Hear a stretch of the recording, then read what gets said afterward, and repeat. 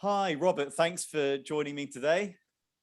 A pleasure to be with you, Dave, as always. Yeah, It's great. We've been friends now for what, 3 or 4 years, I think. absolutely. I think you've been on fire for several years now. So yeah, I remember meeting you. Good, I think 4 years ago. Well, funnily enough, I think we got connected in an unusual way. I think the evangelist J. John wrote an article. I don't know if you remember this, on abortion, and I think you got in touch with him to thank him, and I got in touch similarly, and he put us in touch with each other. And Wow. I said to Andy, the director of CBI UK, I said, this guy Robert Colquhoun's got in touch. Do you know him, whatever? And Andy had to break the news to me that I was basically working for you without knowing it, because you're one of the directors of CBI UK, and somehow I hadn't been introduced yet. It was early days. I just started working, so it was nice to meet one of my directors in an unusual way around. Well, it's a small world, and Yes. Jay John's a fantastic preacher. So it was wonderful that you spoke out on abortion. So Yeah, it's good to hear that story. yeah, it's brilliant. So you've got 4 children. That's right. We've got 4 children. We're expecting our 5th child at the moment. So Amazing. we'll be born in February next year. So yeah, been married since 2013. So we've been married, I think it's 8 years or so. So yeah, it's been busy times. Yeah, quick work. That's real Busy commitment to the times. pro-life Yeah, cause. that's Yeah. right. Fantastic.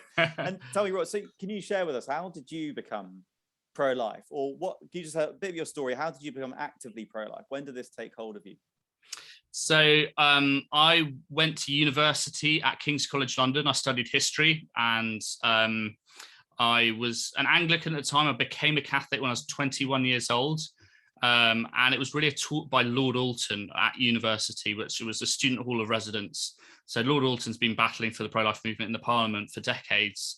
And he gave a fairly kind of unhinged, sort of no holding nothing back talk, really passionate about the pro-life movement. He showed graphic imagery of abortion.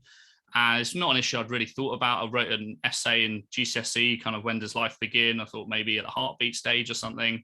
And yeah, his talk really fired me up. I realized this is the social justice issue of our age. And it was a huge awakening for me at that point. And then, became a Catholic at the end of university. And it was really out in Canada. I spent a year in Canada working as a youth missionary. That's when I first saw a prayer vigil outside an abortion centre. So, which was really striking. A lot of elderly people were taking part in it. And I thought, wow, this is extraordinary. Quite an amazing ministry. I was very struck, never forgot the moment. It was an abortion centre near the Canadian Parliament in Ottawa.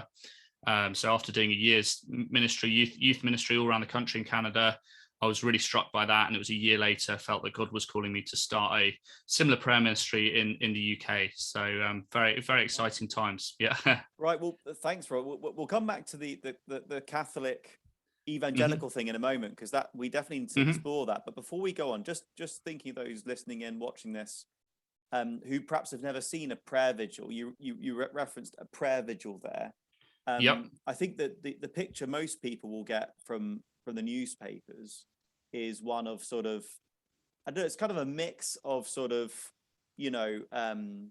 a picture of some old school kind of nuns in their habits, but they've also done some mixed martial arts training with their rosaries, and they're sort of, throttling passers-by, and there's the kind of, somehow the two are mixed together. Tell us what does it actually look like? What's actually going on in these prayer vigils?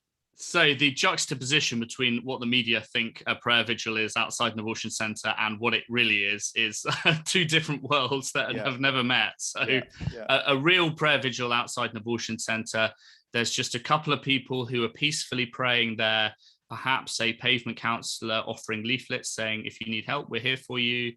Very peaceful, very quiet, not much going on, fairly boring, not media worthy of attention. Yeah.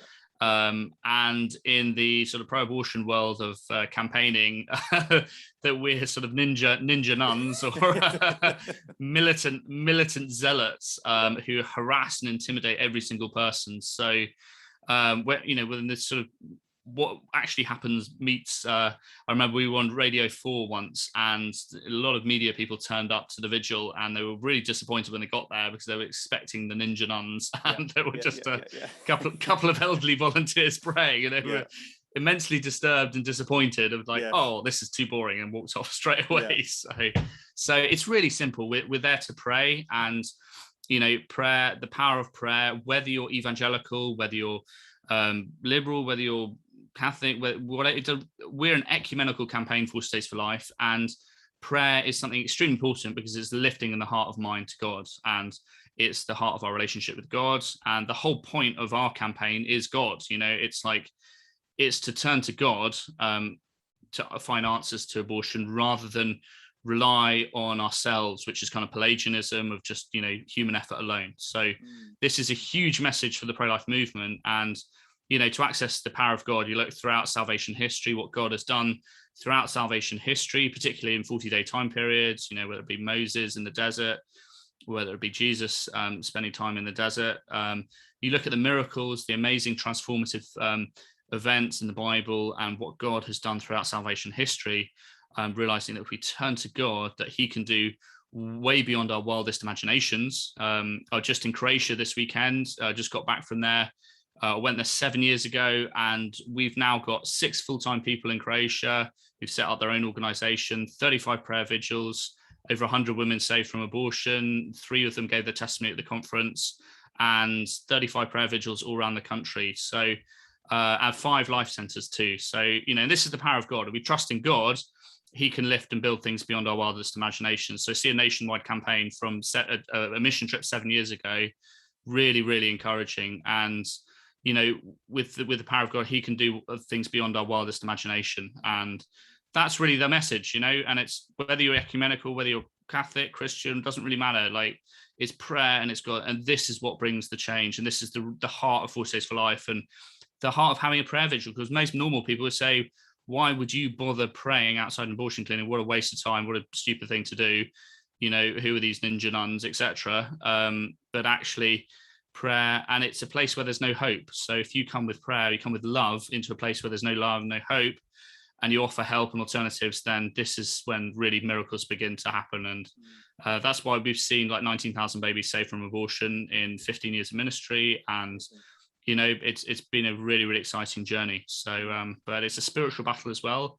And it's a spiritual battle between good and evil. And, I'm not mincing my words. It's like, we're talking about the ending of a life of an innocent, unborn human being. This is a serious matter. This is something that is tragic, that has been implications for a woman involved. Not only might have a lifetime of regrets having an abortion, it's a huge spiritual, emotional, psychological, very, very important thing. And all the more important to be there and to show our love and to show that we care and that we love women, and we offer an alternative as well. So that's the heart of what we do. And yeah, that's why it's so important.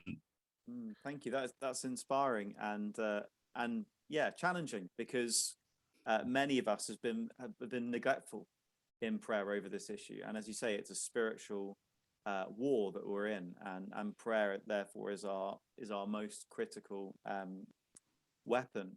It was great what you're showing about the salvation history. You look at the Bible, we see the power of prayer, and you mentioned 40 days because of course your campaign, your ministry is called 40 Days for Life, isn't it? And so you do these prayer campaigns over 40-day periods, a couple of times a year, isn't it? Mostly, is that right?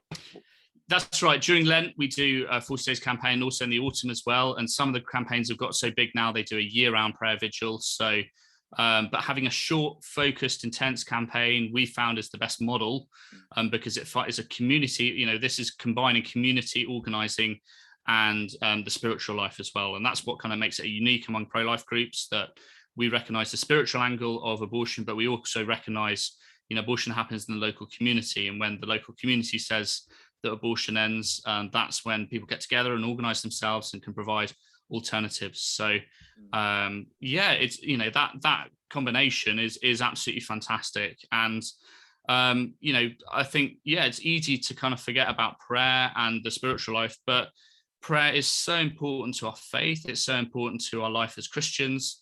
And when we humble ourselves and turn to God, and then this is the moment, and we're like, our sort of name is the beginning of the end of abortion. This is the moment where we've had a teacher that's come to the vigil, and he's prayed for an hour, and he's gone back to his school and taken a pro-life message to all 500 people, and that was just from 1 hour of prayer. So and also to come to the place where abortions happen, You know, a lot of people think of abortion as an abstract issue. It happens in the parliament, it happens in the courts, but it doesn't happen, you know, where you live. And when you go to the place where, you know, and when somebody turned up to the prayer vigil and there was a lorry taking away the aborted baby parts, and that was his first time to come and pray at the abortion vigil. It broke his heart. He burst into tears, but you know, he just realized this is such an important issue. And you know, I've just witnessed you know, the medical waste of dead babies being taken away from the centre. I didn't realize how big and important this issue was. So and we see the reality. We hear all the stuff in the news, but when you actually see the reality of what's going on in the local community, you know, women alone, afraid,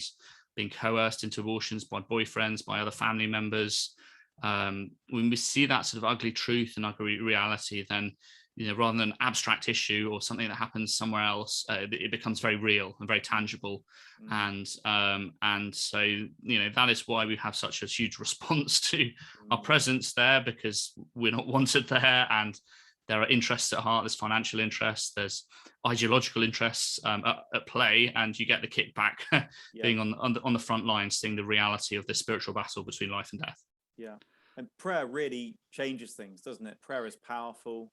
We see the fruit. Yeah, prayer. You know, like at the heart of our relationship with God is prayer, and you know, the whole point of our campaign, if you only remember one thing from this interview, you know, it's God. And you know, God not only created the world, there's sort of 101 sort of you know, not only did he create the world, he also redeemed the world, you know, and through us he can sanctify the world. So you know, to think like, hey, we're going to get involved in the pro-life movement and then leave God over there, he's a bit embarrassing, you know, we want to convince our secular friends of, you know, how robust and professional we are, you know, gosh, let's not use religious language in this debate in Parliament because we might offend some people. You know, it's like, okay, you just left the sort of, you know, the author of Life and Love kind of on the sidelines while you tried to fight the most important spiritual battle of our age.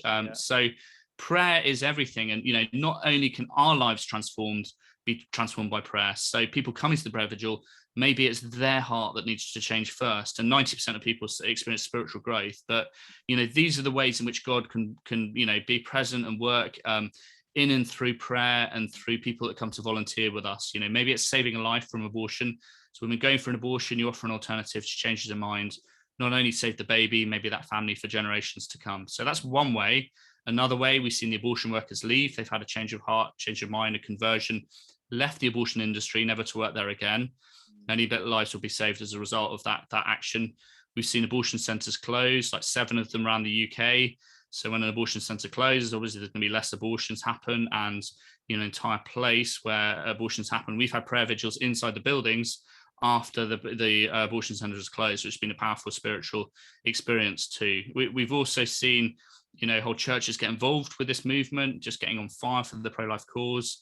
It's given them life, it's given them sustenance, given them inspiration, and been a powerful spiritual experience. We've seen people go into post-abortion healing, both men and women, men who've had their partners go for an abortion, and women as well. Really powerful, you know, post-abortion healing where they've had an immensely transformative experience, being, you know, forgiven, set free, healed. Some of them, you know, have come to their first meeting of the post-abortion kind of wearing black and sort of goth clothing, and by the end of it they're wearing white clothes, and that was symbolic of the spiritual transformation they've experienced, of the being completely healed and not burdened by this issue for decades of guilt and shame and hurt and pain. Have been set free of all that by God, you know. So that's really powerful spiritual healing that happens with post-abortion ministry. You can be the go-between person to, you know, invite somebody onto the course and then they go on it and experience the healing, etc. So these are all ways that God can work really powerfully in getting leaders together, making it a prominent political issue, helping with fundraising efforts for pro-life groups, and just getting this issue kind of where it needs to be, which is right up there. And over 200,000 abortions a year in the UK. Like, this is a kind of world center, as it were, for abortions kind of in Europe. Some of the most liberal abortion laws in the UK and in Europe, highest teenage pregnancy levels, etc. You know, you go to one of these busy abortion centers, you'll see 50 abortions a day. And there's a great amount of hope that can be done kind of by having a prominent presence there. Absolutely. No, it's interesting what you say there, because I think a lot of people listening in on this may well agree with us. Of course, prayer is important, but, you know, isn't private prayer enough? You know, let's just pray at home. Let's just pray in our churches, but you insist we've got to be out there because that's where it's happening. And we really, not only do we think that's important for us because it can be an excuse, can't it, to say, oh, prayer's powerful, so I can do it at home, but actually we're often insulating ourselves from the reality, from the discomfort, potentially the opposition, what you might encounter. But even non-believing abortion providers feel the impact of these prayer vigils, don't they? We spoke, didn't we, with an ex-director of an abortion business, and he said they discuss your campaigns at international board level, don't they?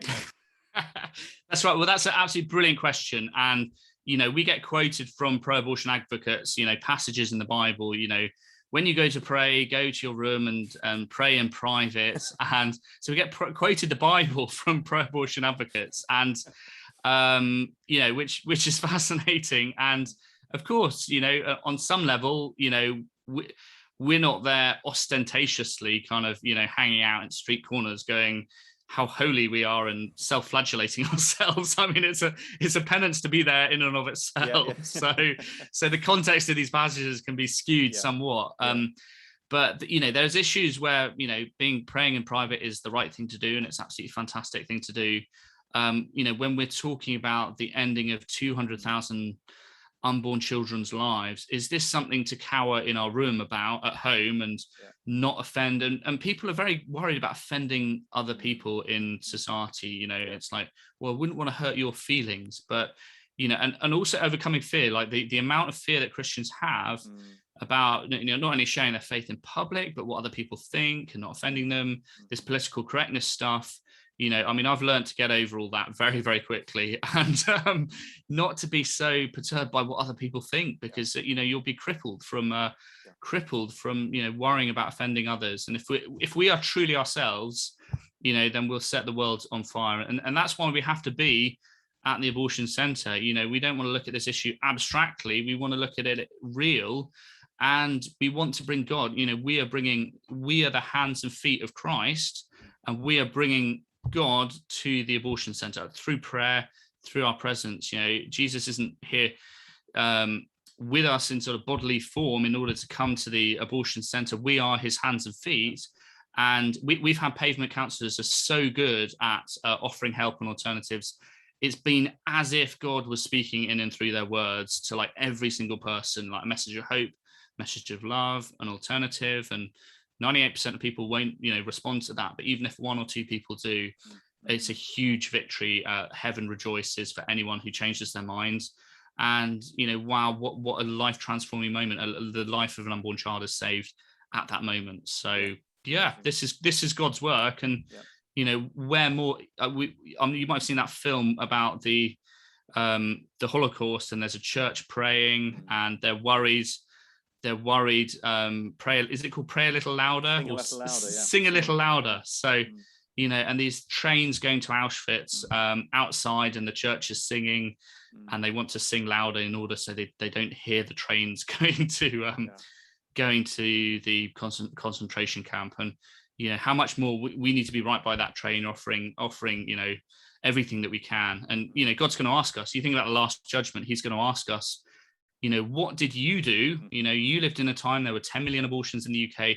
What specifically did you do in order to avert this crisis? And if the answer is, well, I went to pray in my room and I didn't want to hurt anyone's feelings, I wouldn't buy that personally, but it's not my role to be arbiter of the final judgment. But, the only answer is I did everything I could, and I gave it my all, and I had my heart broken, and I did everything I could, and leave the rest up to God. So, Well, let's talk about that, because you mentioned the fear that often holds people back, and the fear certainly of causing offense. And of course, we haven't got the time to do a Bible study on this, but it's very far from the heart of God and from the biblical witness to be paralyzed by fear of what people think of us. I mean, that is just, Jesus wasn't held back by the opinion of men, and certainly the apostles, the prophets wouldn't have done anything they did if they were concerned about the PR implications. So let's talk about that, because you're a Catholic. Obviously, 40 Days for Life is non-denominational, it's ecumenical, but evangelicals have been really behind on this, frankly. You know, the Roman Catholics in our nation have been really pulling the pro-life movement forward for decades. I think evangelicals are slowly beginning to catch up, but there's a desperate need, and I'm speaking as someone from an evangelical sort of point of view, without wanting to get too caught up in labels, but we're really behind on this. So for those listening in on this conversation who are perhaps Protestant, evangelical, whatever, they've never done a prayer vigil, and perhaps they kind of think of that as quite a Catholic thing. How can they get involved? What's the deal? Can they literally just grab 3 or 4 other evangelicals, form a prayer team, and do a prayer vigil? I mean, how would they set about that? So the way our campaign works is we are organized by local leaders who organize a local campaign where they live. And there's 134 abortion centers, registered, official ones around the UK. I think there's a few more hospitals too. There's plenty of locations where abortion are happening in the local community, or you can organize it in a prominent public place. But, it's a very simple campaign, and it's effective because it works. So there's 3 parts to it: prayer and fasting. As we see, the power of prayer and fasting is enormous and beyond our imagination. We don't know how God uses our prayers, but it's really effective. It's having a peaceful vigil for 12 hours a day for a 40-day time period, and then doing community outreach, taking a pro-life message to the whole of society. So it's a really simple campaign, but really effective because it works. You just need a small team with you, and you can organize a really great campaign and do it again and again to build on what you have done so far. So, no doubt, we are an ecumenical campaign. We don't tell people how to pray. We obviously, people use their own conscience and discretion and spiritual life to determine how to pray. It says in the Bible, do not be afraid, something like 365 times. So in terms of overcoming fear, it's like, we're told, don't be afraid to go and share your faith in public, and look at what St. Paul did as a missionary around the country. And in this country, we've got incredible examples of evangelicals who led epic lives of witnessing to the gospel in life, whether it was John Wesley taking the Methodist movement all around the country, whether it was William Wilberforce helping to end slavery, whether it's sort of Cardinal Newman trying to reform the Church of England. We have this incredible sort of reformist church history in the United Kingdom of those who've tried to sort of change the establishment and come up with a reforming message. But we need to galvanize every single aspect of the pro-life movement, and certainly there's a lot of apathy and indifference in the Catholic churches. This is an issue that should unite Christians because we all believe in the sanctity of human life. It's an issue that shouldn't divide us. It's one that should bring us together. So our most dynamic campaigns have Christians from all denominations working together. They can put other theological differences aside and say, well, this is an issue that we agree with, and let's work together on it. So the most dynamic people are really doing that. And the sky's the limit with what you can achieve, when you really see that perspective. And this is such an exciting issue. The way we're coming from 40 Days for Life, it's, to hold a baby in your arms, a baby saved from abortion, that's just the most incredible experience. A lot of our leaders have had that experience in the UK.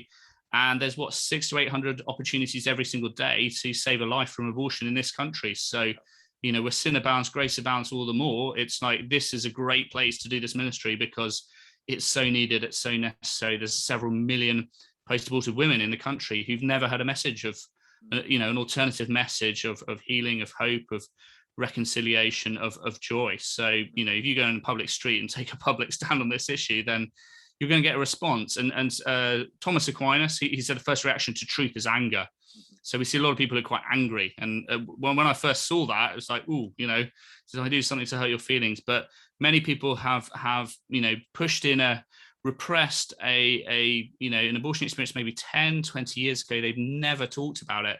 And if you're the person on the street saying, praying to have a sign that says pray to end abortion, it's like you're going to hit a nerve. And that sign of anger is often, a very, very positive sign, because it's a sign that, you're touching a nerve, and actually somebody is, being reconciled with truth, or they're confronting something that's really, really important to them. And that's why the angry people, it's like, if they're apathetic, not much has happened. But if somebody's angry, it's like, that's when, somebody's heart and mind is able to be changed. They might change their mind in the privacy of their own home, to preserve their dignity. But you can really touch people in powerful ways. Those grace-filled conversations, we're there to evangelize everybody, not just like, the people considering abortion. We're there to evangelize the whole of society, and seeing the really good people at this, it's they're witnesses, as if God is speaking through them, working through them the whole time. And that's the depth of spiritual relationship we want, is to be doing God's work in every thought, every word, every expression, every step. This is all of us and all of God all the time. This is how God wants a relationship with us, and we can have that relationship with God in the pro-life movement in this particular way. And so next steps, if someone wants to launch a team, say someone listening in, how many people do you think they need realistically to launch a new team, and what's their next step? You got a website, or how do they get in touch to kind of get some help in just forming that team and getting going? Absolutely. So we've got a website, 40daysforlife.com, 40daysforlife.com. We do June and December, we do recruitment twice a year for the Lent and the autumn campaign. And we've got over 600 campaigns for this September campaign. It's the biggest ever. We just keep on growing. And we've got over 70 campaigns in the US that are year-round campaigns now as well. So wow. You just need to be somebody, you need to put up your hand and say, I want to lead. I want to invest considerable time in this campaign, and to give it my very, very best. And I think that's... And, we've had leaders who've had, 50 volunteers, and they've managed to fill the vigil year round, not year round, for a 40-day time period, with just a small number from their church. And we've had people with hundreds of people. So, the biggest thing is just to start and not be afraid. And if you feel called to lead, this is a great starting point, and it's a great angle into the pro-life movement. So, you just have to be somebody who's willing to commit time and your talents to give this your very, very best shot. And so, it's an intense focus campaign, but you just need a small group of people. If you've got a small group of organizing committee, then you can build anything. So we've had thousands of volunteers take part in individual campaigns. We've had a small group, then they've both led very, very effective campaigns. Amazing. Yeah, I was struck by a verse. We were looking at this with our team, our local Norwich team. We do as well as praying in public, we're doing public education work, and we were reflecting on this verse, John 9 verse 4. As long as it is day, we must do the work of him who sent me. Night is coming when no one can work. Now we know Jesus is coming back. We don't know how much longer we've got on earth to do his bidding. But there's also specifically, isn't there, a threat to this kind of work in the form of buffer zones and the policing bill and so on. Things may get harder soon, isn't that right? And we don't know how long we've got when we can carry on doing this work in this way. That's right. And we've experienced a whole variety of responses to this work. Gandhi says, first you get ignored, then you get ridiculed, then you get persecuted, and then you win. And I've experienced all four levels of that. And we've got 3 buffer zones around the UK, one in Twickenham, one in Ealing, one in Manchester. And that's been a response to how effective the prayer vigils have been. Over 500 babies saved from Twickenham and Ealing, and over 100 in Manchester. So the local council have got together with pro-abortion activists and have made it a criminal act to say prayers on the street, which is kind of extraordinary. The first time since the Reformation, since that has happened in 500 years, to have such a draconian law. On one side of the street, you're allowed to kill an unborn child up to birth, and on the other side of the street, should you utter some prayers to God, you'll be whisked away by the police. So kind of extraordinary situation going on. But, what's for sure, there's policing bill as well. The nature of protesting has changed with Extinction Rebellion, and this more ostentatious style of protesting has come much more prominently in the last few years, at which point the police need much more powers. And what it's really giving the police powers is to shut down any protest for any reason at any time, which is quite chilling in terms of civil liberties, which have been, very much brushed over in the Corona sort of time. Civil liberties have been brushed completely to one side. So we don't know, how long God will give us to continue having the public witness. In Ealing, we had a prayer vigil. One of the prayer vigils is now 200 meters from the abortion centre. So we couldn't go there. So we organised another prayer vigil at the end of the street, and that was 500 meters from the abortion centre. And we still saw a couple of babies saved, amazingly. Wow. I mean, just, you would not believe it, So it shows, when all hope is lost, that's the moment of breakthrough, I think, with this work. And we do see a darkening of consciences, the pills by post coming in, and lots of bad news continually. But there are glimmers of hope, and I believe we have to get to a really extreme position, and then the tide will change. So and that's how spiritual transformation can happen. You see, the conversion of whole nations, and big changes. So I'm the whole point is to trust in God. And despite how difficult, how challenging the circumstances have had, we've been attacked from so many different angles, from the police, from the media, the national government, the local government, pro-abortion activists, the abortion lobby. We've been attacked from every single angle. So, even your own people would sort of turn on you. So when you've been attacked from every angle, but the main thing is God, and you look how Jesus was rejected in his ministry, whether you're seeing great successes and loaves and fishes coming abound, or whether you're being attacked, we can unite our experiences to the experience of Jesus during the passion and crucifixion. And ultimately, it's the unborn children. They are the ones who have been crucified here. Right. They are the ones who are losing our lives. We're just called to witness, and we might get spat at and shouted at and abused in the street, but we're not being dismembered and put in a medical waste lorry to be taken away. We're not receiving that crucifixion. I mean, we might be insulted and abused or have our civil liberties taken away, but it's the unborn children, and that's the heart of this battle. So it's important to have that perspective as well. We're coming to Calvary kind of at the abortion center, and we're participating in the death and resurrection of Christ through our own lives, but how we witness and live our lives close to God too. Wonderful. Well, thank you, Robert. It's been a really good blast of reality and a spiritual wake up to many of us who are frankly sleeping on this. And so I hope those listening in, I hope we hear that challenge, and especially those of us Protestants, evangelicals, who frankly we've been lagging for a long time on this. I hope that many are going to hear the call to get active, to get out there on the streets, to be praying, to be educating, holding out hope and help. Yeah, I hope that very much. Some of the evangelicals in the country we've got the best organizations: the Christian Institute, Christian Concern, Christian Medical Fellowship. They've been the best organizers. Our Sheridan's our local leader in Brighton. He's an evangelical. The abortion center just closed there. We've had great evangelical leaders all around the world, and they've got the passion and the fire. And we need more people. There's 134 abortion centers around the country. We've had sort of, the abortion lobby say there's protests at 35 of them. So, we've gone from we've got like 12 vigils, but there are lots of other people out there too.